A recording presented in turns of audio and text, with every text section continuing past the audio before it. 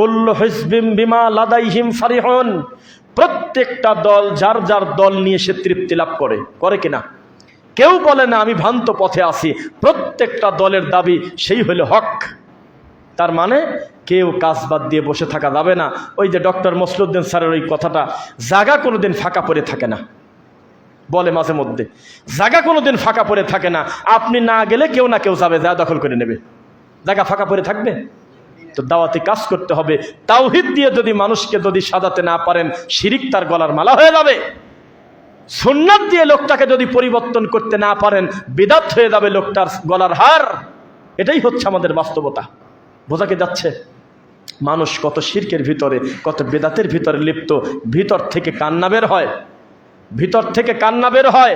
আরে কিভাবে একটা মুসলমান এই কথা বলতে পারে যে আমার কবরে মুনকার নাকির যদি আসে, আমি তার কোনো কথা বলবো না, সরাসরি বলবো আমি কিন্তু রেজবির লোক। এটা হলো, এটা ভাষা? তা আপনার দৃষ্টিতে সে হলো সুন্নি, আসলে সে তো অমুসলিম, সে তো মুসলিম না। কিভাবে মুসলিম হয়? প্রকাশ্যে আমার আল্লাহর ক্ষমতা একটা মাখলুককে দিয়ে দিচ্ছে, মরা মানুষকে দিয়ে দিচ্ছে। সে বলতেছে মরার পরে কালেমার দরকার নাই, আমার কপালে লিখে দিও আমার রেজবি আব্বার নাম। কে রেজবি?